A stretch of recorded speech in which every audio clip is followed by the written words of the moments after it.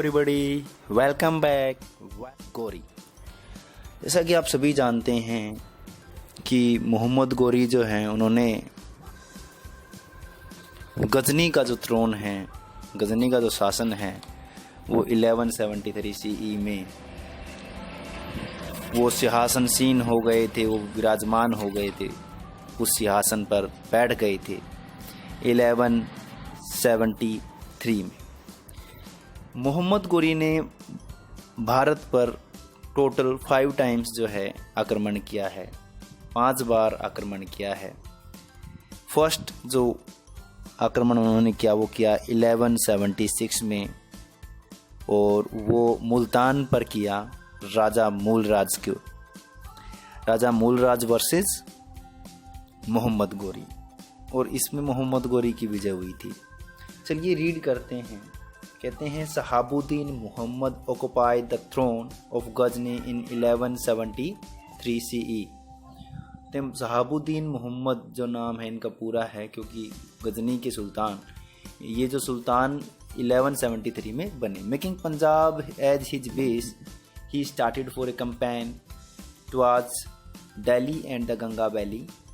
और कहते हैं कि पंजाब को अपना आधार बना करके, यानी कि ये कहाँ रुके, पंजाब में आकर के रुके, पंजाब को उन्होंने अपना बेस बनाया, और वहाँ से फिर ये दिल्ली और गंगा के जो नज़दीक जो किनारे हैं, गंगा किनारे जो शहर बसे हुए हैं, तो उनके ऊपर इनका मेनली फोकस रहा। जैसे कि कन्नौज यूपी का जो इलाका है जहाँ से गंगा निकलती है, बहती है जिसके बीच से, और दिल्ली जो यमुना इलाका, यानी कि इसको गंगा यमुना दोआब बोल सकते हैं। At this time Prithviraj Chauhan occupied the throne of Ajmer in 1178। और कहते हैं कि इसी टाइम के दौरान जो है पृथ्वीराज चौहान जो है 1178 यानी कि मोहम्मद गोरी के 5 साल बाद जो है अजमेर के राजा बने। Shortly after this he conquered Delhi and defeated the Chandelas. थोड़ी दिनों में जो है उसने जो है दिल्ली को भी हथिया लिया और चंदेलों को जो है भगा दिया। However, he was defeated by the ruler of Gujarat and then turned towards Punjab and Ganga Valley to occupy these regions। और फिर वो जो है उनको गुजरात के एक रूलर, एक शासक ने हरा दिया। उसके बाद में वो जो है पंजाब और गंगा की जो वैली है, घाटी है, उसकी तरफ मुड़ गए।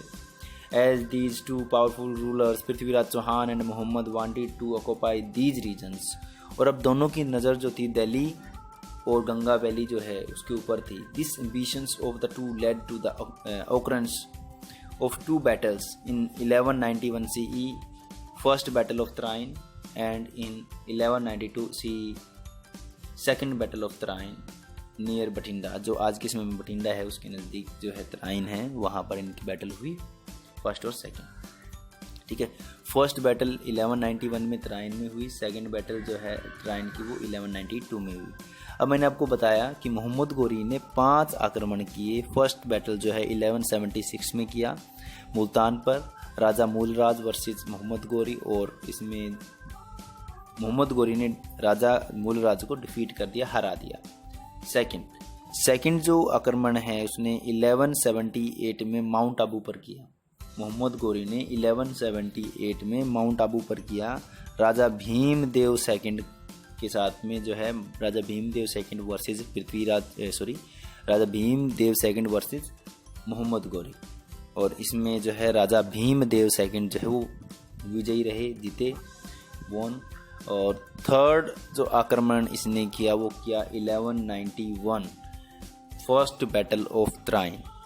फर्स्ट बैटल ऑफ त्राइन जो है पृथ्वीराज चौहान वर्सेस मोहम्मद गोरी का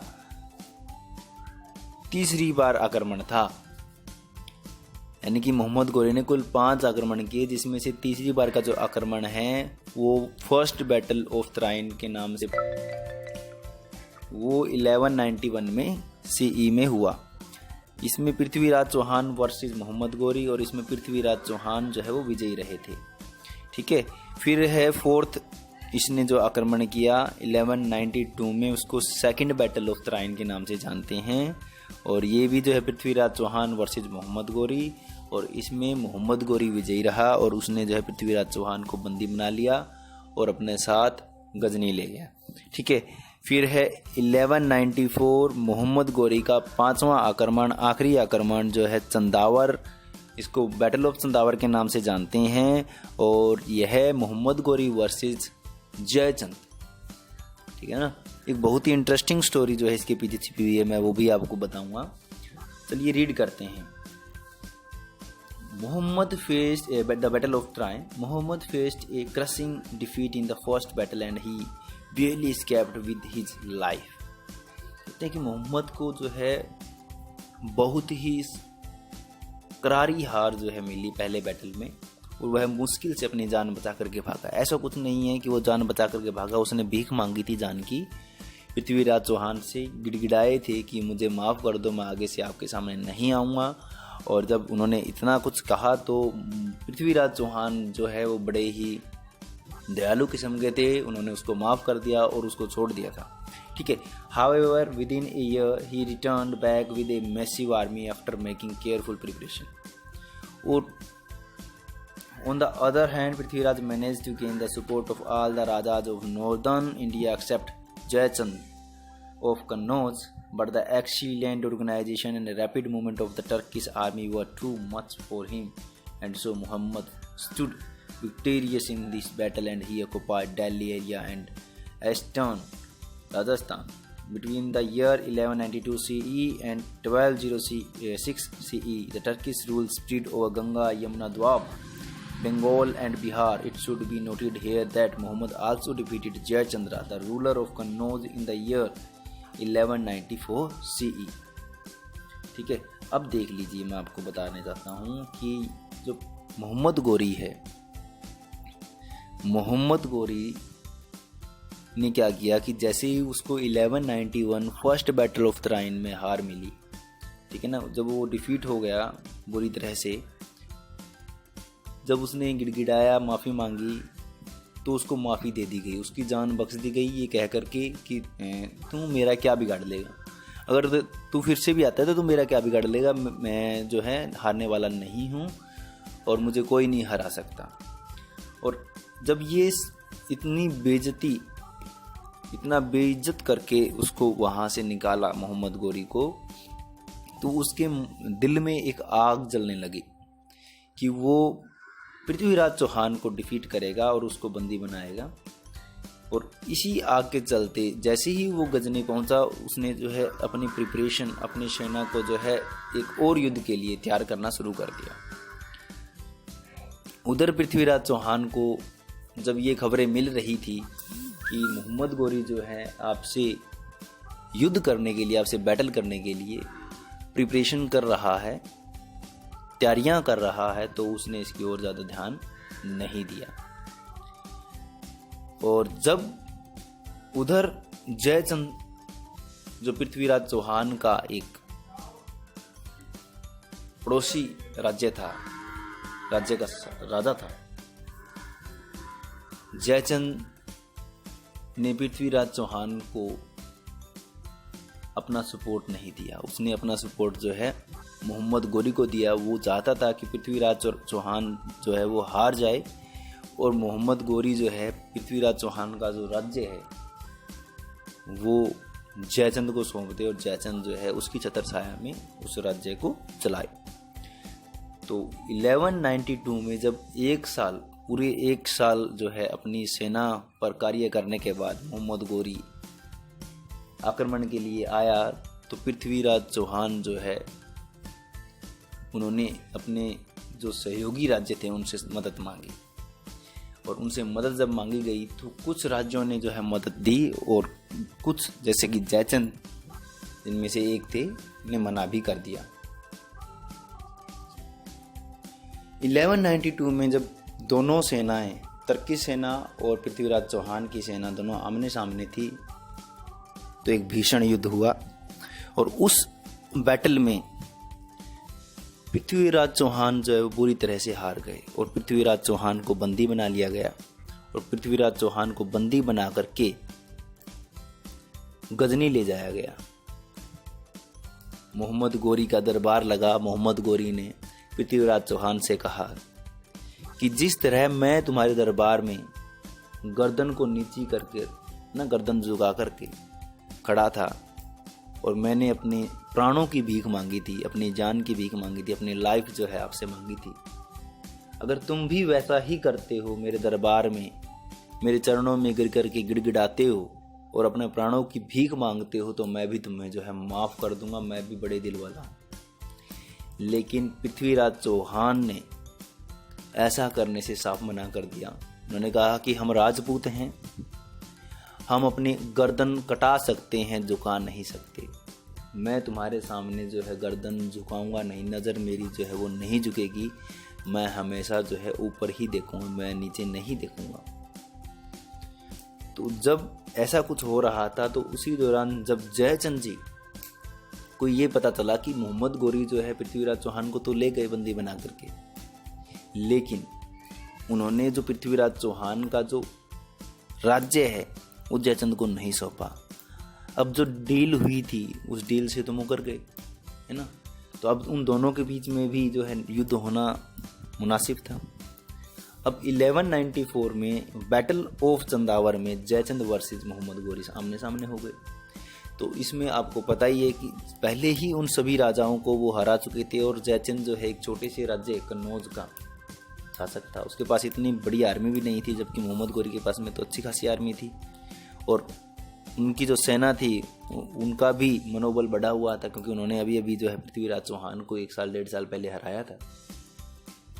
तो उनके लिए एक बड़ा कोई चैलेंज नहीं था, उन्होंने आसानी से जो है जयचंद को हरा दिया और वो जो कन्नौज का क्षेत्र था उसको भी ऑक्युपाई कर लिया।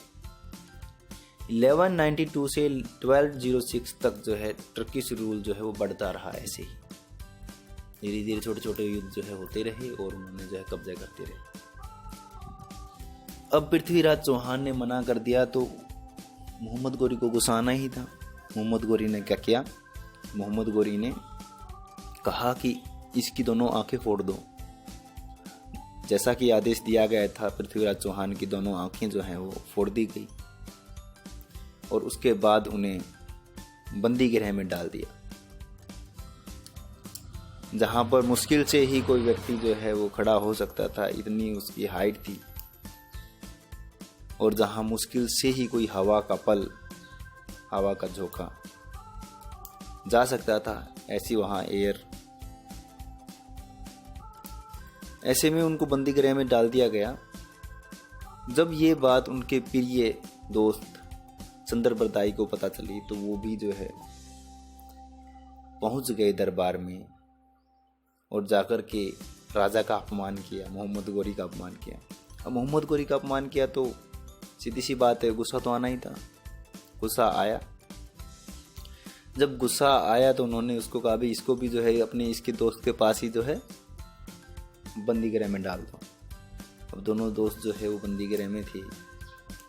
उधर से किसी गुप्तचर को बातें करते हुए सुनते हुए उनको पता चलता है कि मोहम्मद गोरी ने एक कार्यक्रम का ऑर्गेनाइजेशन किया है, आयोजन किया है, एक प्रतियोगिता रखी है तीरंदाजी की, और उस प्रतियोगिता में पृथ्वीराज चौहान को भाग लेना था। उन्होंने ये बात फैला दी कि राजा जो है वो डरते हैं, इसलिए वो पृथ्वीराज चौहान को इस प्रतियोगिता में हिस्सा नहीं लेने देंगे। अब ये बात धीरे धीरे जो है जंगल के आग की तरह फैल गई। अब मोहम्मद गोरी की आन पर आ गई थी, तो अब उसको उसके पास में कोई चारा ही नहीं था। उसको पृथ्वीराज चौहान को हिस्सा लेने से मना वह नहीं कर पाया। और जैसा कि आप जानते हैं कि पृथ्वीराज चौहान जो हैं वो शब्द भेद कला में माहिर थे। शब्द भेद कला मतलब कि शब्दों को देख करके, शब्दों को सुन करके सही डायरेक्शन में तीर चलाना। आंखें तो फूटी हुई थी, नजर तो कुछ आता ही नहीं था। तीर निशाने पे लगाने की बात हो गई। अब उनको बताने के लिए उनके प्रिय दोस्त चंद्रबरदाई उनके पास हैं। पृथ्वीराज चौहान के हाथों में तीर कमान थमा दी गई और आदेश दिया गया कि वो निशाना लगाएं। उधर चंद्रबरदाई ने पहले ही प्लान बना लिया था कि जहां मोहम्मद गौरी आप बैठेगा, जहां आपको असल में तीर चलाना है, मैं वह आपको बताऊंगा, और जैसे ही आप उसको मार दोगे हम आगे की जो प्लान है उस पर प्रक्रिया करेंगे।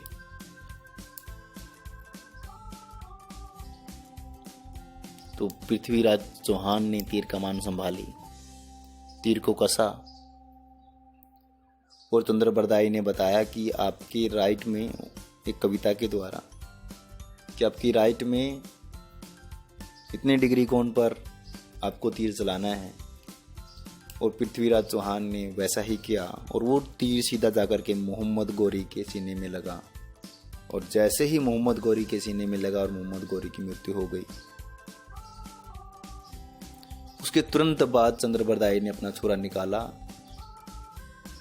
और पृथ्वीराज चौहान को मार दिया। अब उसने पृथ्वीराज चौहान को क्यों मारा? क्योंकि पृथ्वीराज चौहान और चंद्रबरदाई दोनों ने ये माना था कि हमें दुश्मन के हाथों से नहीं मरना है, कि मुझे दुश्मन के हाथों से नहीं मरना है। इसलिए ये मेरे प्रिय दोस्त, मैं और यातनाएं नहीं सहन कर सकता, इसलिए जैसे ही मोहम्मद गौरी को तीर लगे तो मुझे मार देना। और उसके प्रिय दोस्त ने भी वैसा ही किया। पृथ्वीराज चौहान को मारने के बाद उसने खुद आत्महत्या कर ली। तो ये तो था पृथ्वीराज चौहान और मोहम्मद गौरी, और आज हमने पढ़ा मोहम्मद गौरी के बारे में। अब इसमें हमने देख रहे हैं कि 1192 CE टू 1206 तक टर्किश रूल जो है वो बढ़ता रहा, और 1206 के बाद जो है दिल्ली सल्तनत शुरू हो जाती है। और दिल्ली सल्तनत के बारे में हम 3rd चैप्टर में रीड करेंगे, जो हमारा नेक्स्ट चैप्टर होने वाला है। 1206 से जो है गुलाम वंश की शुरुआत होती है, जिसको हम मामलुक वंश भी कहते हैं। तो उसको रीड करेंगे। Thank you for listening it carefully. Thank you so much.